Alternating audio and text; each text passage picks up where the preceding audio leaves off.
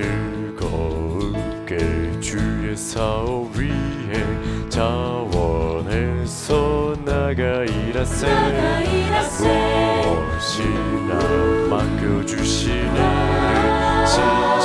신실하게 모두 다 하세 우리 모두 주 예수 위에 기쁜 마음으로 나가 일하세 주 예수 위에 그의 사업 이루세 기쁨으로 우리 주의 사랑 만민에게 나가 전하세 아버지의 영광이신 예수 모든 복을 거저주시네 주 예수 위에 기쁜 마음으로 나가 일하세 주 예수 위에 그의 사업 이루세 기쁜 마음으로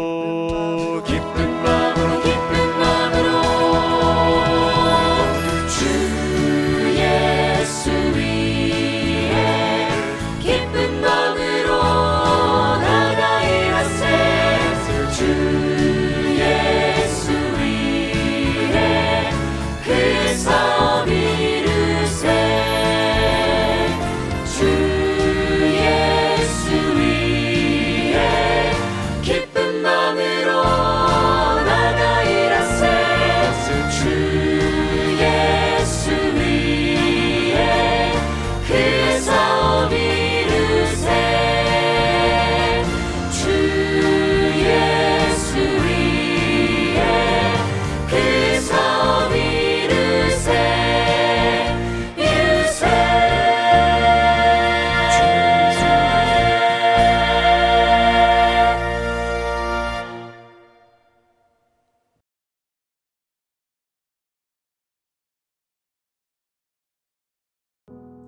사랑의 하느님 아버지, 오늘 하루도 주님 안에 머물 수 있도록 살펴주신 은혜에 감사드립니다. 요즘과 같은 시대에 우리가 어디에 있는지, 어디로 가고 있는지, 또 어떻게 살아가야 할지 무엇 하나 대답할 자신이 없습니다. 주님, 망설이고 멈추고 싶어하는 마음이 들 때마다 갈등하는 저희를 붙들어 주시옵소서. 성령 하나님 더욱 가까이 와 주셔서 약하고 꼬임에 넘어가기 쉬운 저희를 인도하여 주시옵소서. 날마다 주님 의지하길 원하오니 주님, 저희 기도를 들어 주시옵고 함께 하시어 하나님 따라 걷는 우리들 되게 하여 주시옵소서. 특별히 전도회를 위하여 기도드립니다. 이 시대에 하나님의 계획에 따라 저희 교회에 권정행 목사님을 보내주신 은혜에 감사드립니다. 이 전도회를 통하여 주님의 진리를 날마다 말씀해 주시고 권정행 목사님의 영성이 주님을 향해 있어 말씀을 전하실 때 모두가 은혜 받을 수 있도록 축복하여 주시옵소서. 이 기간 축복의 은혜가 전파될 때 몸과 마음이 상한 이들을 치유하여 주시옵고 놀라운 은혜로 주님과 같은 사랑의 백성들이 날로 늘어나는 귀한 전도회가 될 수 있도록 인도하여 주시옵소서. 말씀 듣고 구도자를 위하여 기도할 때 쉼없는 기도가 되게 하여 주시고 구도자와 함께 하시어 사랑을 경험하는 역사가 일어날 수 있도록 축복하여 주시옵소서. 늘 함께 하시는 주님, 이 기간 부족함이 없게 하여 주시고 단에 서시는 목사님께 영육간의 강건함을 허락하셔서 함께하는 모두가 날마다 거듭나는 삶이 되기를 바라오며 사랑 많으신 예수님의 이름으로 기도드립니다. 아멘.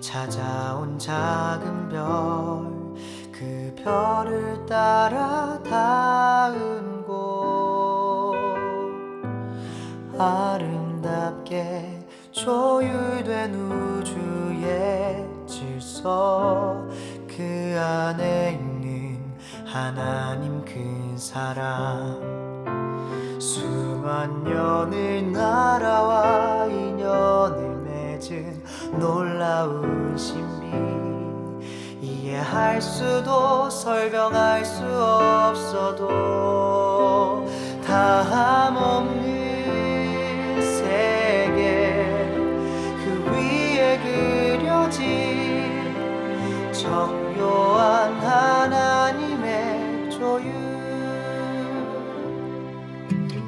바람 타고 날아온 흩날리는 꽃빛 그 꽃을 따라가는 곳 자연스레 돌아본 아이의 미소 그 안에 있는 하나님 그 사랑 수만 년을 날아와 인연을 맺은 놀라운 신비 이해할 수도 설명할 수 없어도 다함없는 세계 그 위에 그려진 정교한 하나님의 조율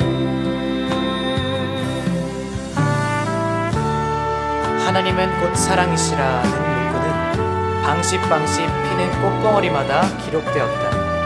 공중을 즐거운 노래로 충만케 하는 아름다운 새들, 향기를 풍기는 연연하고 고운 꽃들, 잎이 청청하게 무성한 숲들의 교목들, 이 모든 것은 우리 하나님이 그 자녀를 행복되게 하시려는 것을 증거하는 것이다. 수만 년을 날아와 인연을 맺은 놀라운 신비 이해할 수도 설명할 수 없어도 다함없는 세계 그 위에 그려진 정교한 하나님의 조율 나를 지은 하나님 손길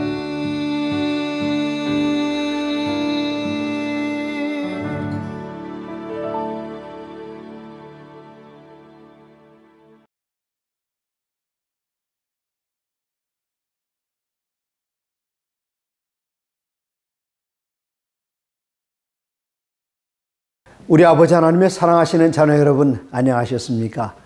온 세계가 코로나 바이러스 때문에 두려워하고 있는 이때에 한 치 앞도 내다보지 못하면서 사람들은 절망 가운데 빠지고 있습니다. 많은 상인들은 가게 문을 닫아야 하고 회사 문을 닫는 회사들도 도산한 회사들 생기고 학교는 문을 닫고 교회들은 정기적으로 모이는 그 집회를 온라인으로밖에 할 수 없는 이런 상황 속에서 마치 절망처럼 느껴지지만 하나님의 거룩한 말씀을 펼 때에 이 하나님의 말씀은 우리들에게 아직은 희망이 있다는 사실을 보여주고 있습니다. 아직은 희망이 있습니다. 오늘 저녁 두 번째 시간으로 어제 저녁에 마지막 시대에 대한 역사적 증거를 함께 나눴습니다. 오늘 저녁에 함께 나누게 제목은 마지막 시대에 대한 수학적인 증거를 성경에서 살펴보면서 하나님께서 이 마지막 때를 어떻게 계산해 나가셨는가를 함께 살펴보시겠습니다. 느부갓네살 임금이 꿈을 꿀 때에 금, 은, 동, 철, 진흙으로 나타난 커다란 신상을 보았습니다. 그 신상을 통해서 우리들은 바벨론 시대, 메디아와 페르시아 시대, 그리스 시대, 로마 시대, 그리고 마침내 여러 나라로 분열되는 그 나라들에 대해서 보았고 온 세상이 다 분열되어서 하나로 통일되지 못한 이때에 하늘의 하나님께서 뜨인 도의 나라 예수 그리스도의 재림을 통해서 새로운 나라 그 국권이 다른 민족에게 넘어가지 않은 영원한 나라에 대한 소망을 어제 저녁에 보여주셨습니다. 이제 우리들은 대한민국 땅에 살고 있는데 대한민국 한반도는 저 북쪽 함경북도로부터 시작해서 남쪽 제주도에 이르기까지 정말 아름다운 나라의 사시사철의 아름다움을 즐기면서 우리는 살아가고 있습니다. 그러나 안타깝게도 우리나라는 남과 북이 갈라진 지 여러 해가 지났습니다.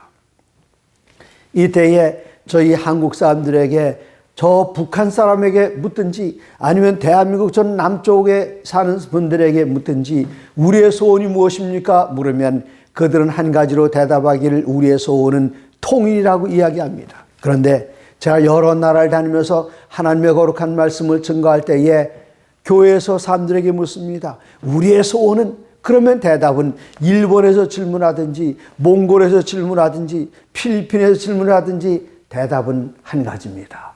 한국에 계신 성도님들의 대답도 똑같습니다.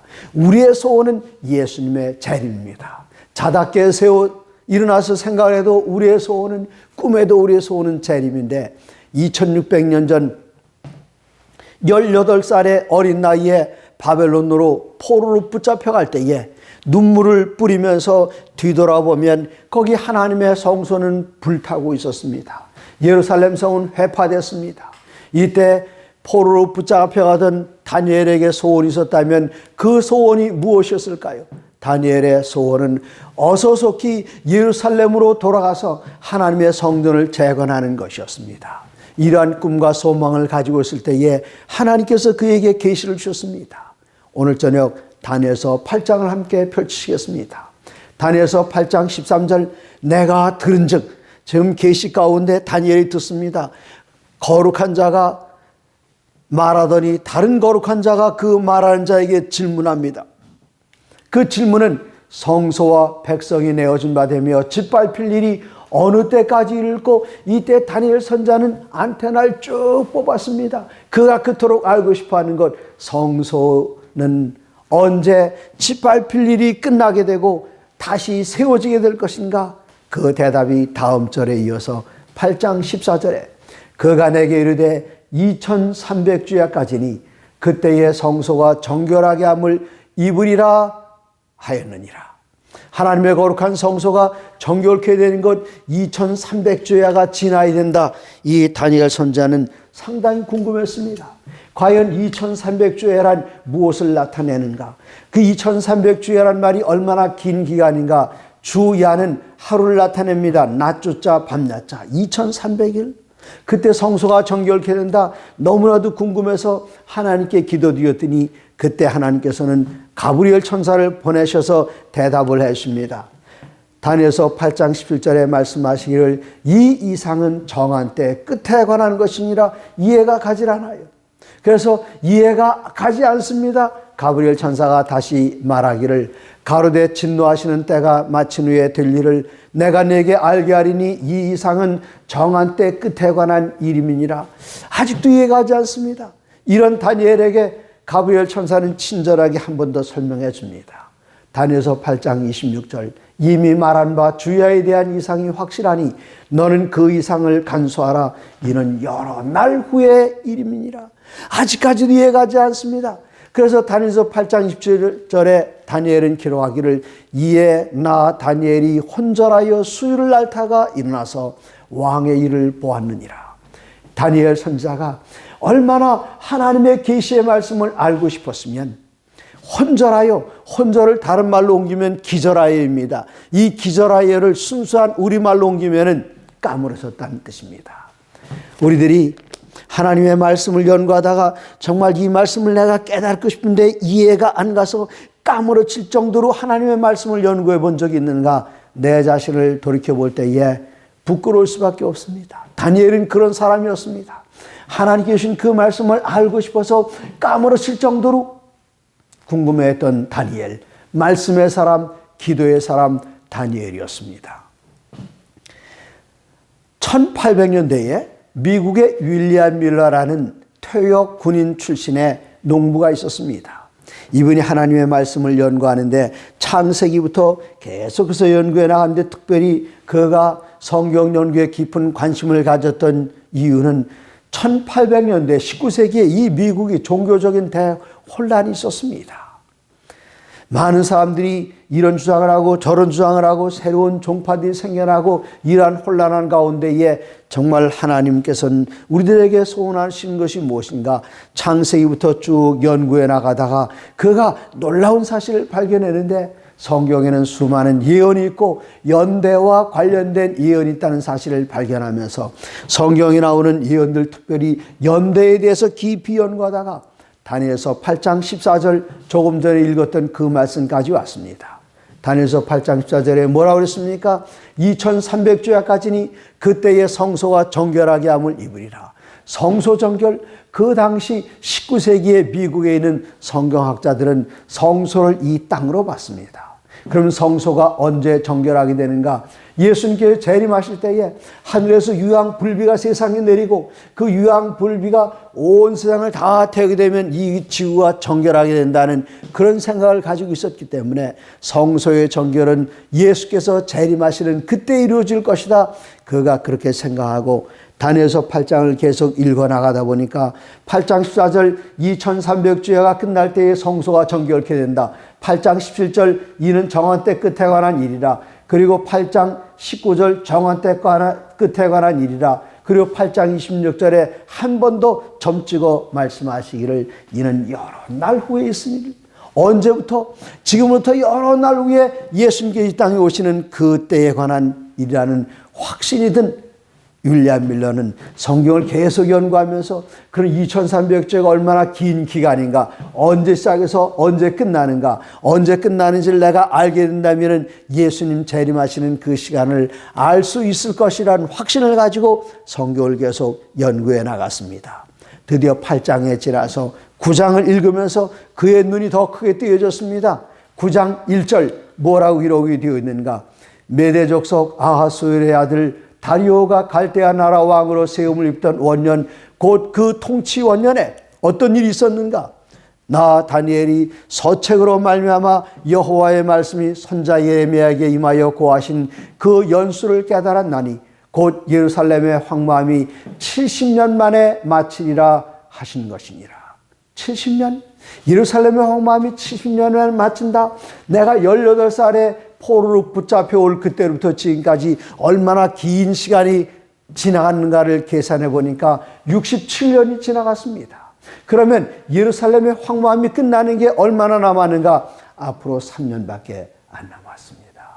이것은 다니엘에게 정말 놀라운 소식이었습니다. 그가 그토록 기다리고 있던 예루살렘의 황무함이 끝나는 그때 70년 만에 마치는데 앞으로 3년밖에 안 남았다니 얼마나 놀라운 소식입니까? 다니엘 선자는 예레미야서 예언서를 연구하다가 희망을 발견했습니다. 오늘 우리는 다니엘서와 요한계시록에 나타난 예언을 공부하면서 하나님께서 절망 가운데 빠지는 백성들에게 보내시는 희망의 메시지를 읽게 됩니다. 예레미야 선자는 일찍이 그 말씀을 다 기록해 놨지만 만일 다니엘 선자가 18살 됐을 때에 예레미야의 글을 읽고 예루살렘의 황무함 70년 후에 마친다. 그러면 내 나이 지금 18살, 앞으로 70년이 지나게 되면 88년, 내가 88살이 되는데 그때 이 말씀을 깨달았다면 다니엘에게 이것은 희망이 아니라 절망이었을 것입니다. 그렇기 때문에 하나님께서는 성경 말씀에 이미 오래전에 다 기록해 놓으셨을지라도 여러분께서 아직까지 이 말씀을 깨닫지 못했던 그 이유는 무엇인가?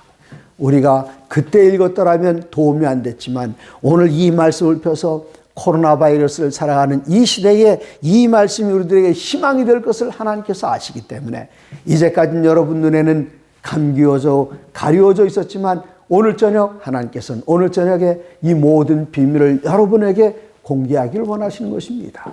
그래서 다니엘은 18살 때 이것을 읽지 않고 지금 이젠 80이 넘어서 63년이 지나서 이것을 읽을 때에 3년밖에 안 남았다. 이것은 그에게 희망의 기별이었습니다. 그가 이 말씀을 읽고 제일 먼저 했던 행동은 무엇인가 하면 다니엘서 9장 3절에 이렇게 기록이 됐습니다. 내가 금식하며 베옷을 입고 죄를 무릅쓰고 하나님께 기도하며 간구하기를 결심하고 내 하나님 여호와께 기도하며 자복하기를. 그는 자기 자신의 연약함을 하나님께 내어놓고 회개하며 자복했습니다. 사도 전했던 첫 번째 기별이 무엇입니까? 예수님께 전했던 첫 번째 기별은 무엇입니까? 침례 요한이 전했던 첫 번째 기별이 무엇입니까? 그것은 회개에 대한 촉구였습니다. 회개하라, 천국이 가까웠느니라. 다니엘 선지자가 앞으로 3년밖에 안 남았다는 그 사실을 알게 될 때에 그는 하나님 앞에 자복하며 기도했습니다. 그가 기도할 때 어떻게 기도했는가? 3절에 보시면 금식하며 기도했습니다. 금식은 누가 합니까? 금식은 아무것도 먹지 않는 사람인데 누가 먹지 않는가 하면은 죽은 사람은 먹지 않습니다. 그가 베옷을 입고 기도했습니다. 재를 무릅쓰고 기도드렸습니다. 죽은 사람은 먹지 않고 죽은 사람은 베옷으로 짠 수의를 입고 죽은 사람은 그 위에 흙이 덮여집니다. 다니엘은 마치 죽은 자처럼 하나님을 붙들고 간구했습니다. 하나님, 약속을 이루어 주시옵소서. 앞으로 3년 후에 이 백성들을 놓아주시고 당신의 성전을 재건시켜 주시옵소서. 그가 그렇게 기도드렸습니다. 그가 왜 그렇게 기도드렸는가? 구약성경 에스겔서 36장 33절에는 나 주 여호와가 말하노라 내가 너희를 죄악에서 정결케 하는 날에 성읍들의 사람이 거접하게 되며 황폐한 것이 건축하게 될 것인즉 하나님께서는 예루살렘의 재건을 말씀하셨습니다. 그런데 37절에 단서가 있습니다. 그 단서는 무엇인가 하면 나 주 여호와가 말하노라 그래도 이스라엘 족속이 이와 같이 자기들에게 이루어 주기를 내게 구하여야 할지라. 하나님께서는 약속하셨지만 그것을 우리가 주장하지 않으면 우리에게 이루어지지 않는다는 뜻입니다. 한 가지 예를 들면 제가 아이들을 미국에 유학을 보냈습니다. 아들들아 염려하지 말고 열심히 공부해라. 등록금 낼 때가 되면 알려다오. 등록금을 보내주겠다. 아들들이 그런 약속을 가지고 갔는데 학교에서 제게 통지서가 왔습니다. 아들들 등록금 미납입니다. 네? 그럴 리가요. 왜 그런 일이 발생했습니까? 제가 아들에게 등록금 꼬박꼬박 잘 붙여주겠다 약속했는데 아들들이 아버지 등록금 낼 때 됐습니다. 그 얘기를 안 했기 때문에 제가 잊어버렸던 것입니다. 그렇기 때문에 약속이 있다 할지라도 주장해야 합니다. 아들에게 등록금을 이체해 줬어요. 한국에 있는 은행에서 미국에 있는 아들의 계좌를 이체해 줬는데 여전히 또 날아왔습니다. 왜 그런가 하고 봤더니 아들의 통장에 돈은 들어가 있는데 아들 돈이 되었음에도 불구하고 이 돈을 은행에 가서 찾아서 내야 되는데 은행에 가서 돈을 달라고 주장하지 않았기 때문에 그 돈을 찾을 수 없고 등록금을 낼 수 없었던 것입니다. 마찬가지로 하나님께서는 예루살렘의 재건을 약속하셨을지라도 이스라엘 족속이 이와 같이 자기들에게 이루어주기를 내게 구하여야 할지라. 이제 예레미야서의 글을 통해서 앞으로 3년밖에 안 남았다는 사실을 깨달았지만 그 주위를 돌아다 보니까 이스라엘에서 온 포로들 가운데 하나님 앞에 이를 주장하고 기도드린 사람이 아무도 없었습니다. 그는 기도했습니다. 하나님 앞에 목숨 내걸고 금식하면서 배옷 입고 재를 무릅쓰고 그가 기도드렸습니다. 그때가 어느 때였는가? 다니엘서 6장에 보면 다리오 임금이 온 세상 사람들에게 명령합니다. 앞으로 한 달 동안 곧 30일 동안 나 외에 다른 신에게 기도하거나 숭배하면 저 굶주린 사자굴 속에다 집어던지겠다 이야기했습니다. 그런데 다니엘은 이때 기도했습니다.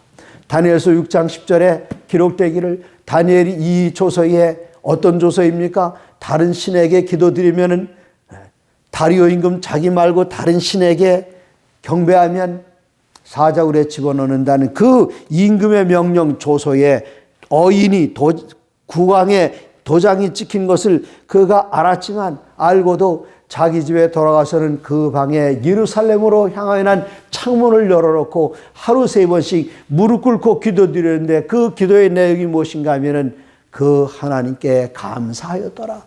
이제 조금 있으면 저 사자굴에 들어가게 될지 모르는데 그가 드렸던 감사의 내용이 무엇입니까? 그가 드린 감사의 내용은 무엇인가 하면 하나님 3년 후면 약속대로 당신의 백성을 해방시켜 주시는 거 맞죠? 그리고 성전을 다시 짓게 하는 거 맞죠? 하나님 정말 감사합니다. 이제까지 67년 기다렸는데 3년인들 못 기다리겠습니까? 하나님 감사합니다. 그는 사자굴 속에 던져지긴 했지만 사자굴에 들어가서 그가 죽은 것이 아니라 하나님께서는 신실한 당신의 종을 보호하시기 위해서 사자들의 입을 천사들 보내서 막으시고 사자굴에서 나오게 하셨습니다. 이렇게 다니엘이 하나님 앞에 금식하며 기도드릴 때에 그 기도의 응답은 얼마나 오래 있다 이루어지게 될까요? 다니엘서 9장 20절에 보시면 내가 이같이 말하며 기도하며 내 죄와 내 백성 이스라엘의 죄를 먼저 자복하고 내 하나님의 거룩한 산을 위하여 내 하나님 여호와 앞에 간구할 때에 바로 그때 뭔가 김새가 이상해서 봤습니다. 어떤 일이 일어나는가? 그가 기도하고 있을 때에 천사 가브리엘이 빨리 날아서 9장 21절에 보면 천사 가브리엘이 빨리 날아왔다 그랬습니다. 저녁 제사를 드릴 때쯤에 내게 이르더니 이때 뭐라고 말하는가? 22절 내게 가르치며 내게 말하여 가로되 다니엘아 내가 이제 내게 지혜와 총명을 주려고 나왔나니 23절 너무나도 은혜스럽습니다. 뭐라 기록되는가 하면 내가 기도를 시작할 즈음에 명령이 내렸으므로 언제 명령이 내렸다고요? 내가 기도를 시작할 즈음에 명령이 내렸으므로 이제 내가 네게 고하러 왔느니라. 너는 크게 은총을 입은 자라. 그런즉 너는 이 일을 생각하고 그 이상을 깨달을지니라. 저는 이 말씀 그냥 한 문장 끝날 때마다 아멘 아멘 아멘이 그냥 제 가슴속에 절로 나옵니다. 왜 그런가 하면 내가 기도를 시작할 즈음에 명령이 내렸다고요. 우리가 하나님께 기도드리면 음성으로 기도드립니다. 하나님 아버지 하고 부르시면은 이 음성의 속도가 음성으로 하늘 보좌까지 간다면 이거 얼마나 오래 걸릴까요? 소리의 속도가 빨리 달리는 제트기가 있습니다. 그러나 그보다 훨씬 더 빠른 것은 무엇인가 하면은 그냥 똑딱하는 1초에 지구를 7바퀴 반 도는 그 빠른 게 있는데 그것이 뭡니까? 빛의 속도입니다. 이 빛을 우리는 광속이라고 말합니다. 근데 하나님께서 계시는 것은 얼마나 먼 곳인가? 빛을 타고 1년 동안 가는 1광년 아닙니다. 10광년 아닙니다. 더 먼 곳에 하나님께서 계시는데 우리가 하나님 하고 소리를 지르면은 소리의 속도나 빛의 속도로 간다면 내가 죽을 때까지도 내 기도 소리는 하늘에 가지 못할 것입니다. 그런데 갑자기 하늘이 시끄러워졌어요. 왜 그런가? 보니까 하나님께 누구를 찾고 계십니다. 하나님께서 가브리엘 하고 부르시는데 가브리엘처럼 깜짝 놀래 달려와서 주님 무슨 일입니까? 너 빨리 내려가 봐라. 지금 다니엘이 기도하려고 하고 있다. 그게 그렇게 급한가요? 그래 지금 빨리 가라. 네, 기도 응답은 신속해야 된다. 그게 가브리엘 천사가 지금 그 명령을 받고 내려왔어요. 그런데 여기 보면 내가 기도를 시작할 즈음에 명령이 내렸으므로 그랬습니다.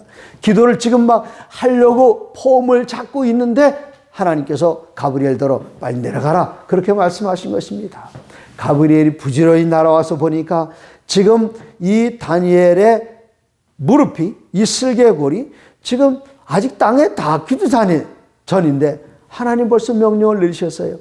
우리의 기도 응답을 이렇게 신속하게 해주시는 하나님의 은혜를 생각할 때에 우리는 감사하지 않을 수 없습니다.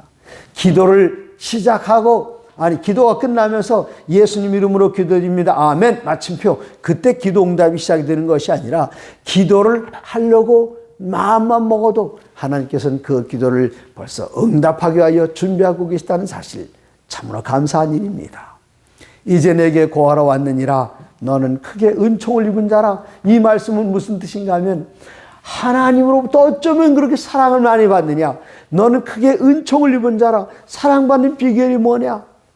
다니엘이 이렇게 하나님께 사랑받고 가브리엘 천사마저도 시기할 정도로 사랑을 받았습니다. 그러나 저는 다니엘을 그렇게 부러워할 일은 없습니다. 왜 그런가 하면 하나님이 나를 얼마나 사랑하셨는가. 이 세상에 아무도 없고 나 한 사람만 구원을 받는다 할지라도 우리 주님께서는 아버지께서는 하실 일이 있습니다.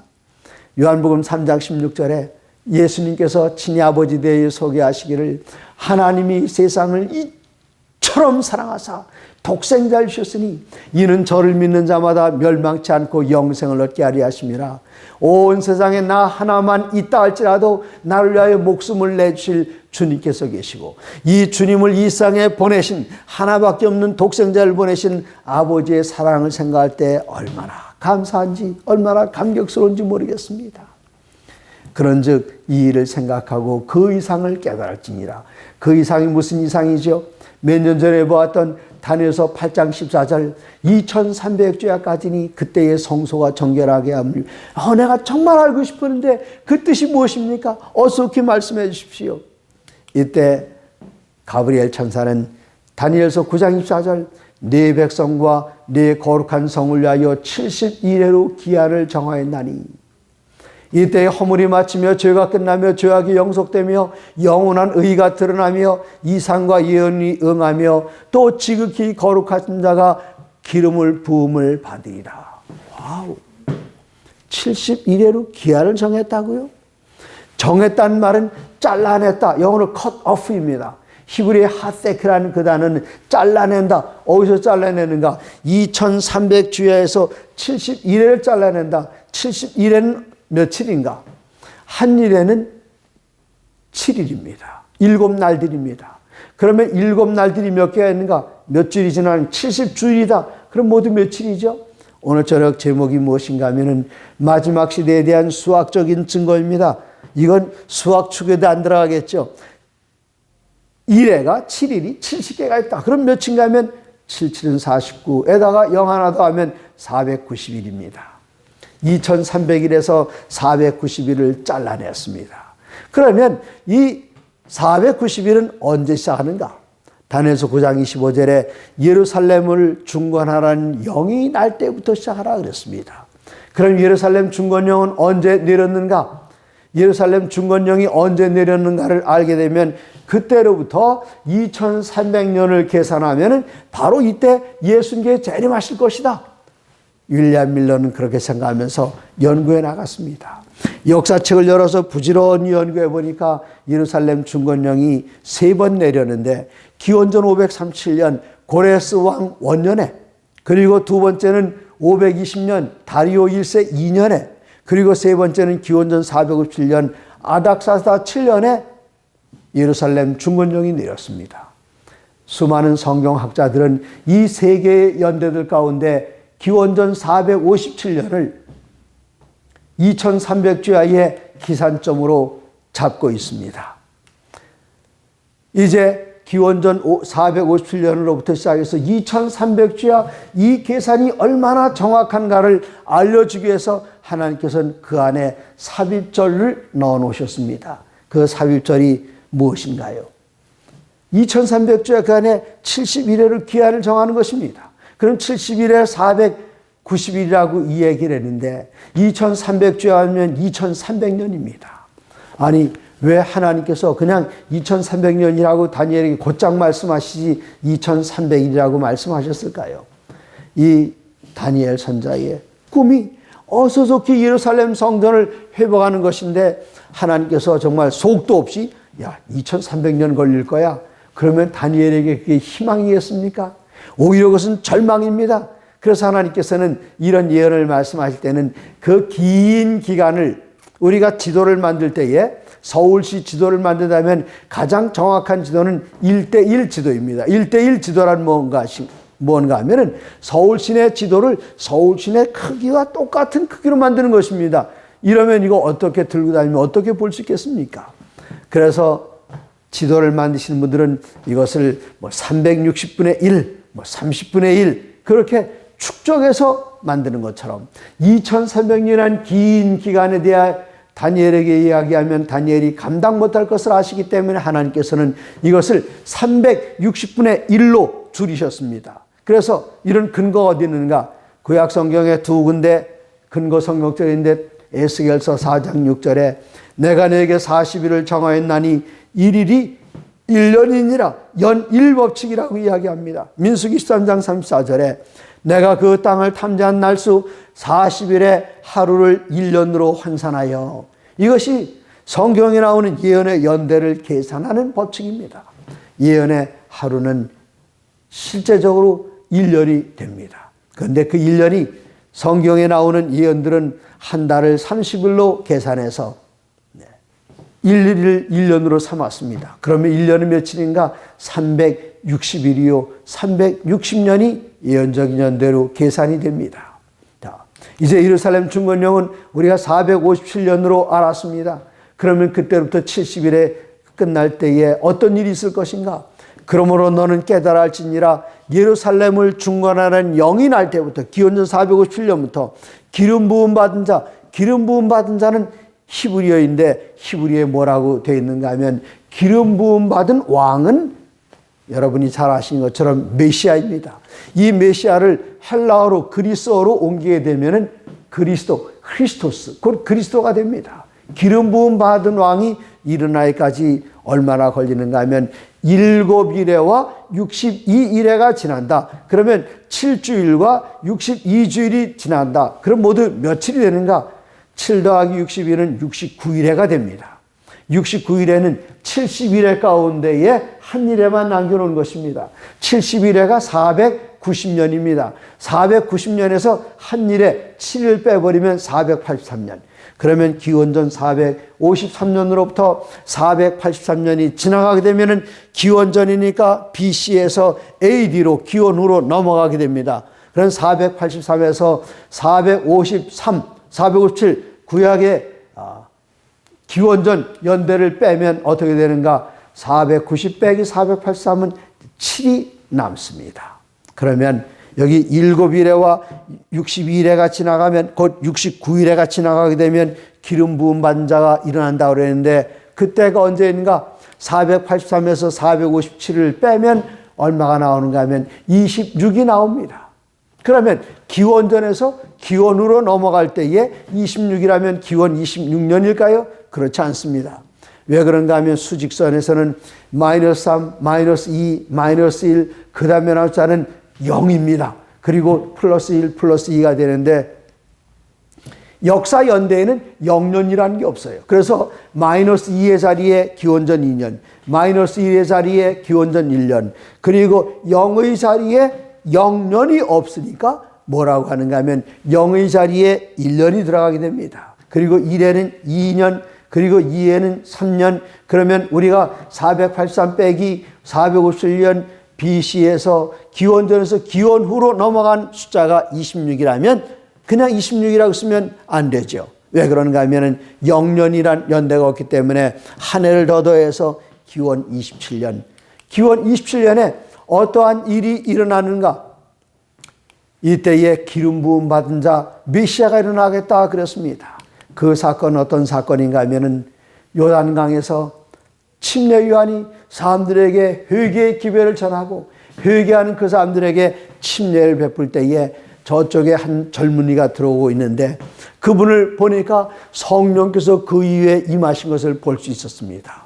요한은 증거하기를 보라 세상 죄를 지고 하는 하나님의 어린 양이로다. 그럴 때에 예수님께서는 돌이키셔서 침례 요한에게 가까이 오셨습니다. 그리고 침례 요한에게 부탁하기를 내게 침례를 베풀어 주시오.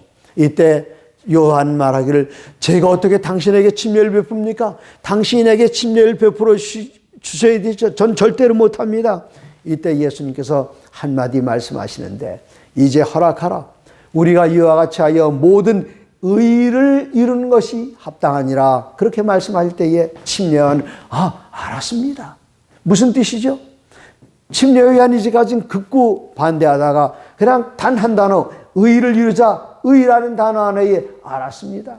그 이유는 무엇인가 하면 로마서 4장 25절에 예수 그리스도는 우리의 범죄함을 인하여 죽음 가운데 내어줌이 되고 또한 우리를 의롭다 하심을 위하여 살아나셨느니라 그렇게 말씀하셨습니다. 침례 요한은 예수님께서 우리를 위하여 세상 죄를 지고 돌아가실 어린 양으로만 생각했는데 예수님께서 그때 깨우치신 말씀 내가 죽을 뿐만 아니라 의란 뭐라고요? 예수님 우리의 범죄함을 인하여 죽음 가운데 내어줌이 되셨지만 우리를 의롭다 하기 위하여 예수님께서 살아나셨다. 이분은 우리를 위하여 돌아가시기만 하시는 분이 아니로구나. 우리를 위하여 다시 부활하시는구나. 침례가 무엇을 나타냅니까? 예수님과 함께 죽고 예수님과 함께 물무덤에 장사 지내고 물에서 올라올 때 부활을 나타냅니다. 침례 요한은 분명하게 깨닫고 예수님을 모시고 물속에 들어가 침례를 그가 시행했습니다. 시침한 다음에 예수님께서 물에서 올라오실 때에 사람들이 하늘이 열리는 걸 봤습니다. 그리고 하늘에서 음성이 내려옵니다.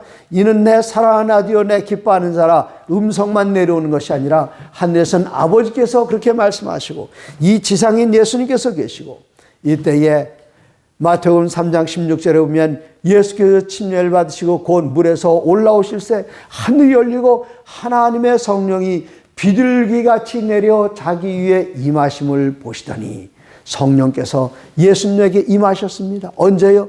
예수님 침례받고 물에 올라오실 때에 누가 임하셨다고? 성령이요.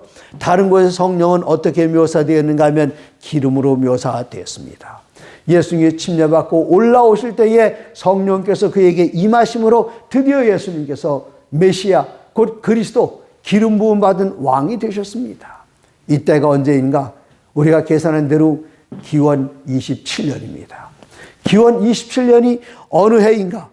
예수님께 침례 받으신 그 사건에 대하여 누가복음에는 그 침례 요한이 나와서 행동하던 것들을 가리켜 보이고 있는데 이때가 언제인가 하면 누가복음 3장 1절에는 디베르 황제가 통치한 지 15해째 되는 해라 그랬습니다. 티베리우스 12년이 몇 년인가? 정확하게도 기원 27년입니다.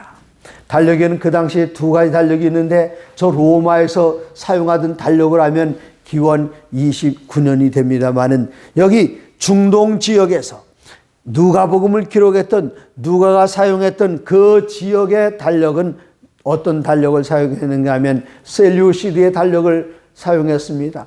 그 달력으로 계산하면은 이 티베리우스 15년은 정확하게 기원 27년이 됩니다. 예수님께 침례 받으시는 정확한 연대가 미리 구약성경 다니엘서에 기록이 되어 있습니다. 그러나 그보다 더 중요한 연대가 남아 있습니다. 다니엘서 9장 26절에는 62일의 후에 62일에는 무엇인가 하면 7일에와 62일에가 지나갈 것이라고 했으니까 7일에와 62일에가 끝나는 그때 기원 27년이죠. 그럼 앞으로 70일이니까 몇 년이 남았습니까? 7년, 한 일회가 7년이 남았습니다. 어떤 일이 있을 것인가? 62일의 후에 기름 부음 받은 왕 되시는 예수님, 그 메시아가 끊어져 없어질 것이며 그때가 언제인가? 27절은 계속 말하기를 그가 그 일회의 절반의 제사와 예물을 금지할 것이며 예수님께서 십자가에 달려 돌아갈 때 이젠 더 이상 유월절 양을 잡을 필요가 없었습니다. 그 제사가 금지됐습니다. 예물이 금지됐습니다. 예수님이 돌아갈 때 언제요? 여기 27년에 예수님 침례 받으시고 그 나머지 이젠 한 일에 7년이 남았는데 그 일회의 절반에 예수님께 돌아가실 것이다. 일회의 절반이 언제입니까? 예수님께서는 기원 27년 가을에 침례 받으셨습니다. 이때로부터 3년 반, 27년 가을에서 3년 반이 지나면은 몇 년이 되는가? 자, 먼저 반년부터 계산하죠. 여기 27년 가을에서 반년이 지나게 되면은 겨울 지나고 28년 봄이 됩니다. 이 3년이 더 남았죠. 28년에다가 3년을 더 더하면 31년 봄이 됩니다. 어쩌면 이렇게 성경이 쪽집게처럼 정확하게 표현했습니까? 예수님께서 돌아가신 그 해는 기원 31년 봄이었습니다. 그럼 몇 월 달이었을까요? 출애굽기 12장 5절에 보면 너희의 어린 양은 흠없고 1년 된 수컷으로 하되 양이나 염소 중에서 취하고 이 양은 무슨 양입니까? 6월절 어린 양입니다. 6월절 어린 양은 누구를 표상합니까? 고린도전서 5장 7절에는 우리의 6월절 양 곧 그리스도께서 희생이 되셨느니라. 6월절 양은 예수를 표상합니다. 그래서 6월절 양은 언제 잡는가? 이달 14일까지 간제가 있다가 해질 때에 이스라엘 회중이 그 양을 잡고 출애굽기 12장 6절에 기록이 되어 있습니다. 예수님께서는 언제 돌아가시는가? 기원 31년 몇 월에 돌아가시는가? 이스라엘 백성들이 두 가지 달력이 있습니다. 민력과 성력이 있는데 성력은 언제부터 시작되는가 하면 이스라엘 백성들이 출애굽하는 그 달, 하나님께서는 이 달을 해의 첫 번째 달로 삼으라 말씀하셨습니다. 그래서 이 성력은 봄에 시작이 되고 민력은 가을에 시작이 되는데 성력으로 1월달 니산월, 네, 예수님 먼저 돌아가신다고요. 기원 31년 니산월 1월달에 돌아가십니다. 며칠 날 돌아가시는가? 이달 14일까지 간직하였다. 6월절 어린 양은 14일 날 저녁 때 잡습니다. 그래서 예수님 돌아가시는 연 31년 월 1월달 14일 날 몇 시에 돌아가시는가? 해질 때에 이스라엘 회중이 그 양을 잡으라. 해질 때, 우리들은 그냥 해질 때 하면 저녁으로만 생각하고 있습니다만은 영어 번역 성경을 보니까 두 저녁들 사이에 잡으라 그랬습니다. 다른 번역을 보면은 여기 히브리 성경 원문에는 저녁에 잡으라, 할 때 잡으라를 하아르바임이라고 그랬는데 구약에 나오는 히브리 성경을 읽다가 임 끝나면은 단수가 아니라 복수를 나타냅니다. 그래서 영어 성경 다양한 번역들을 보면 특별히 영이라는 사람이 번역한 성서 원어를 그대로 직역을 했습니다. 그 Young's Literal Translation, 문자적으로 번역한 그곳에는 Between the evenings, 저녁들 사이에, 또 다비 바이블이나 주빌리 바이블 2000 이런 곳에는 뭐라고 번역되어 있는가 하면 Between the two evenings, 두 개의 저녁들 사이에 잡으라. 저녁들 사이에 잡는다? 좀 궁금하지 않습니까? 여기 이스라엘 사람들은 전통적으로 두 개의 저녁이 있습니다. 우리와 똑같이 해가 서해 바다에 일몰을 하게 되면 그때가 저녁 시간이고, 또 언제가 저녁인가 하면 해가 동쪽에 떠서 넘어가기 시작하는 그때가 언제 시작되는가 하면 낮 12시입니다. 12시부터는 해가 넘어가기 시작해요. 그래서 이스라엘 사람들은 이때를 저녁이라고 그랬고 이때도 저녁이라고 그랬어요. 그래서 이 정오인 저녁과 일몰의 저녁, 그 두 개의 저녁 사이에 잡으라, 그렇게 하는 것입니다. 그러면 이때가 언제인가요? 정오, 이때부터, 저녁이 시작한 이때부터 해가 완전히 넘어가는 저녁. 그러면 정오에서, 이때는 춘분 때쯤 됐었습니다. 6시에 갇힌다고 하면은 12시와 오후 6시 사이에 떨어지는 시간이 몇 시일까요? 오후 3시입니다. 과연 그럴까요? 성경은 뭐라고 증언했는가 하면은 마가복음 15장 34절에 예수님께서 운명하시는 시간에 대하여 제9시에 예수께서 크게 소리 지르시되 엘리 엘리 라마 사박다니 하시니, 이를 번역하면 나의 하나님 나의 하나님 어찌하여 나를 버리셨나이까 하는 뜻이라. 예수님께서는 울부짖으며 돌아가셨는데 이 시간을 가리켜 마가는 기록하기를 제9시라, 9시다 그랬습니다. 9시는 무엇일까요? 유대인들의 시간 개념은 낮 시간이, 해가 떠서 해가 질 때까지 이 낮 시간이 12시간입니다. 그리고 해가 넘어가서 다시 해가 뜰 때까지 밤 시간이 12시간입니다. 그래서 낮 12시가 되면 해가 넘어가고 낮 6시가 되면 해가 정오가 되는데, 낮 6시와 낮 12시 그 사이에 있는 시간이 몇 시일까요? 이게 6시간 되고 중간 3시간, 그래서 6시에서 3시간 지나면 낮 9시가 되는데, 오늘날 우리들이 사용하는 시간 개념으로 말하면 오후 3시가 되는 것입니다. 이 성경이 이토록 정확하게 예수님께 돌아가시는 연대와 달과 날짜와 시간까지 쪽집게처럼 정확하게 예언해 놓으셨습니다. 왜 이 이야기가 거기 들어가야 할까요? 그것은 457년에 기원전 457년에 시작해서 2300주에가 끝나는 연대가 얼마나 정확한 연대인가를 우리에게 보여주기 위해서 예수님께서 돌아가시는 연, 월, 일, 시를 여기에 삽입해 넣었습니다. 자, 이젠 계산이 다 됐어요. 예수님께서는 기원 27년에 침례받으시고 31년에 돌아가시고 정확합니다. 그래서 기원전 457년 이 2300주의 기산점으로 정확합니다. 이때부터 윌리엄 밀러가 계산해 보니까 1844년에 2300주가 끝납니다. 바로 이거로구나. 이제 얼마 남지 않았습니다. 예수님께 1844년에 오시는구나. 그해 언제 오시는가? 성소 정결을 유대인들의 그 풍속을 보니까 성소정결하는 날이 있는데 그것은 유대력으로 7월 10일 속죄일 날이었습니다. 1844년에 유대력 7월 10일은 양력으로 며칠인가 환찰해 보니까 10월 22일, 계산이 너무나도 정확했습니다. 추호에 1호에 빈틈도 없이 정확한 계산에 그는 감탄하면서 놀라운 사실을 깨달았어요. 예수님께 오시는 연대를 깨달은 것입니다. 좋아서 어쩔 줄 모릅니다.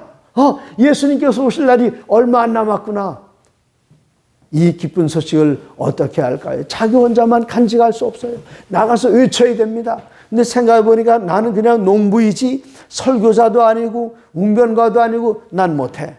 그가 하나님 앞에 죄송스러운 마음으로 기도드립니다. 하나님, 제가 이런 한낱 농부가 어떻게 나가서 말씀을 전하겠습니까?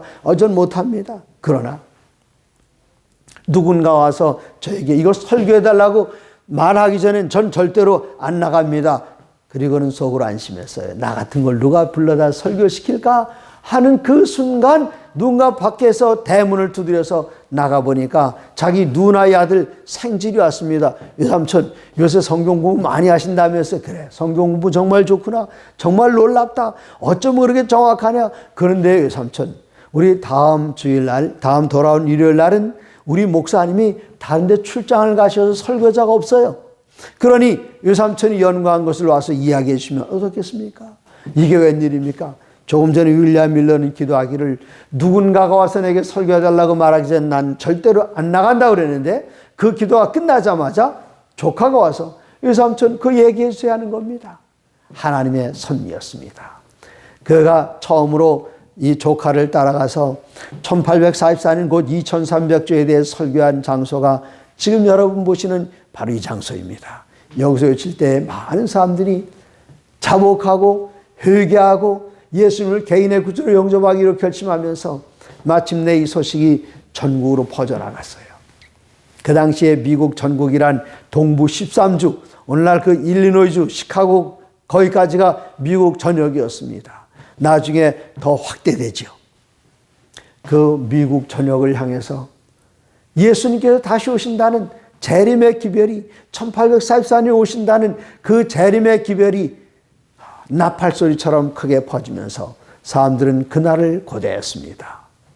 마침내 1840년, 41년, 42년 그날이 가까울수록 사람들은 그들의 삶을 정리하고 예수님의 재림을 기다렸습니다. 재산을 가진 사람들은 그 재산을 다 팔아서 예수님 다시 오신다는 그 말씀을 증거하는 일에 다 썼습니다.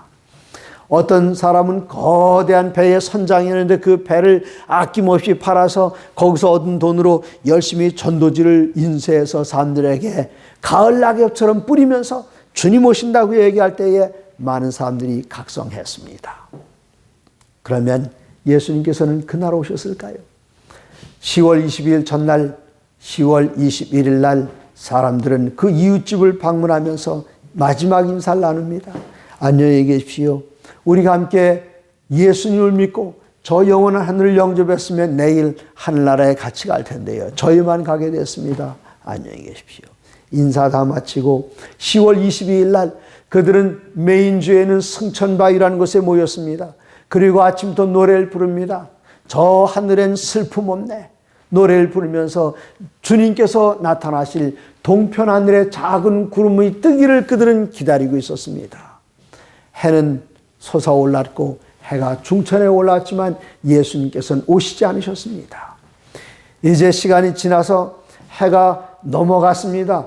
그래도 이 사람들은 실망하지 않았습니다. 왜 그런가 하면 마태복음 25장에 신랑이로다 언제 신랑이 나타나는가 하면 midnight, 밤중에 곧 12시에 그때까지 기다렸어요.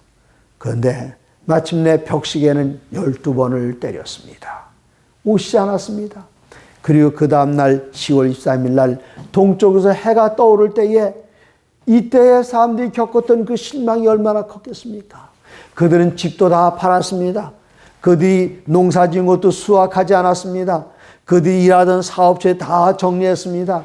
가서 자야 할 집이 없고 먹어야 할 음식이 없고 그것보다 더 난처한 것은 그 이웃들에게 10월 21일 날 공손히 다 인사했습니다. 우리는 떠난다고요.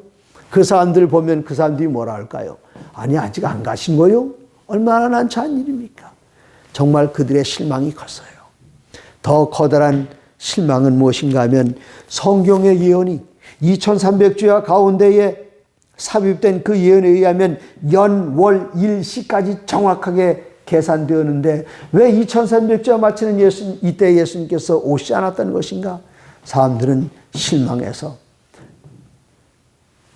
신앙을 버렸습니다. 기독교를 떠났습니다. 그런데 그 중에 일부의 작은 무리들이 뭐가 잘못됐는가? 계산엔 잘못됨이 없다는 사실을 발견했습니다. 그런데 뭐가 잘못됐는가? 성경을 계속 연구하다가 요한계시록 10장에서 놀라운 사실을 발견했습니다.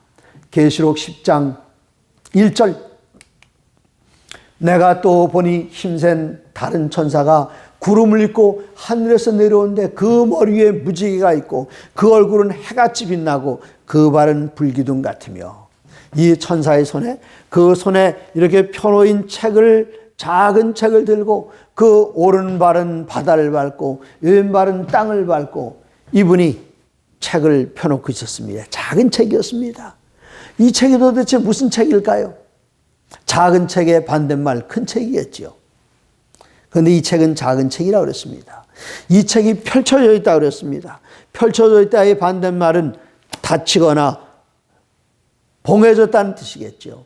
구약성경 다니엘서 12장 4절에 다니엘아 마지막 때까지 이 글을 간수하고 봉함하라. 언제까지요? 마지막 때까지. 그럼 마지막 때가 되면 어떻게 된다는 뜻입니까? 다니엘서의 말씀이 펼쳐진다는 뜻입니다. 이렇게 중요한 말씀을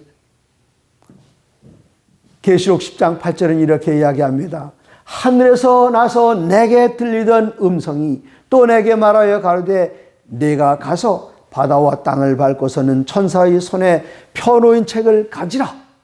그 다음 9절엔 뭐라고 말하는가? 내가 그 책을 갖다 먹어버리면 네 입에는 꿀같이 달지만 배에선 쓰게 되더라 그랬습니다.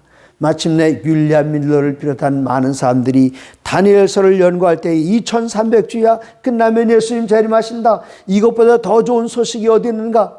그러나 예수님께서 오시지 않았어요. 10장 10절, 내가 천사의 손에서 작은 책을 갖다 먹어버리니 내 입에는 꿀같이 달아 먹은 후에 내 배에서는 쓰게 되더라. 가만히 보니까 자기네들이 경험했던 그 경험이었습니다. 그들이 이 성경 예언 해석을 잘못했던 것입니다. 연대에 대한 해석을 잘못하는 것이 아니라 2300주가 끝나는 그때에 어떤 일이 있을 것인가에 대한 해석이 잘못됐기 때문에 그들이 실망을 겪게 되고 입에서는 꿀같이 달았지만 배에서 쓰게 되더라는 계시록 10장 10절의 말씀을 읽고 그들의 실망의 원인을 찾아냈습니다. 계시록 10장 10절 여기서 끝난다면 절망입니다. 그래서 한 절 더 있습니다. 계시록 10장 11절에 기록된 말씀은 저가 내게 말하기를 내가 많은 백성과 나라와 방언과 임금에게 다시 예언하여 하리라. 나가서 다시 예언해라. 무엇에 대해서요? 그들이 연구했던 다니엘서에 대해서 뭐가 잘못되었는가? 바르게 이해할 부분은 무엇인가? 그것을 다시 예언하라고 말씀하셨습니다. 오늘 저녁 다시 예언하라고 했으니 그 내용이 무엇인가? 오늘 저녁에 예언하지 않고 다시 예언하라고 했으니 내일 저녁으로 넘어가겠습니다. 내일 저녁. 여러분이시여, 오늘 저녁에 그토록 정확하게 성취되었던 사건들, 연, 월, 일시까지 쪽집게처럼 찍어냈던 그 예언, 바르게 성취된 그 예언의 근거에서 2300주가 끝나는 그때에 어떤 일이 있을 것인가? 이것을 다시 예언하라고 성경은 명령했는데 내일 저녁 다시 예언할 때에 이번 한 주일 동안 하이라이트가 바로 내일 저녁입니다.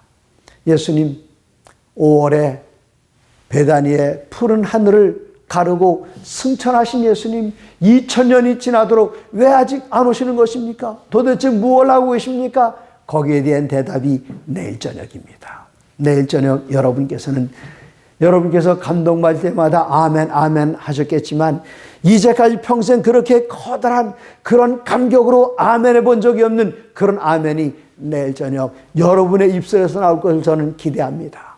우리 주님께서 왜 지금까지 하늘에 머물러 계신지, 왜 지체하시는지 그 이유를 듣게 될 때에 우리들은 다시 예언해야 할 내용이 무엇인지 알게 되고 하나님 앞에 깊은 감사와 영광과 찬양을 돌리게 될 것입니다. 사랑하는 성도 여러분, 성경은 정확합니다. 수학적으로도 정확합니다. 역사적으로도 정확합니다. 이제는 마지막 때가 되었습니다. 내일 저녁 함께 참여하셔서 하나님께서 우리들에게 다시 예언해 주는 그 말씀을 통해서 큰 은혜를 받으시고 하늘나라의 주인공이 되시기를 간절히 바랍니다. 내일 저녁 제목은 예수님은 왜 아직 안 오시는가? 하늘에서 무엇을 하고 계시는가? 그런 말씀으로 함께 은혜를 나누겠습니다. 우리 다 함께 머리 숙여 기도하시겠습니다. 하늘에 계신 아버지시여, 오늘 저녁 예언의 정확한 말씀을 통해서 성경에 더욱 큰 신뢰를 둘 수 있도록 인도하셨으니 감사합니다. 우리를 사랑하셔서 이토록 정확한 예언을 주신 주님, 그 예언의 결론을 통해서, 결국을 통해서 우리는 더 커다란 소망을 얻으며 절망의 시대에 아직은 말씀 안에서, 예언 안에서, 하나님의 약속 안에서, 하나님의 사랑 안에서 아직은 희망이 있음을 발견하며 아버지 하나님께 감사와 영광과 찬양을 돌려옵나이다. 내일 저녁 그 시간을 기억하게 하시고 내일 저녁 저희들이 함께 말씀을 연구할 때에 오늘 저녁에 받았던 감격과 감동 이상의 새로운 깨달음과 감격을 허락해 주셔서 저희들의 믿음이 우리 주 예수 그리스도 그리고 하나님의 거룩한 말씀에 깊이 닻을 내릴 수 있도록 인도하여 주시옵소서. 다시 오실 예수님 거룩하신 이름으로 간절히 기도드리옵나이다. 아멘.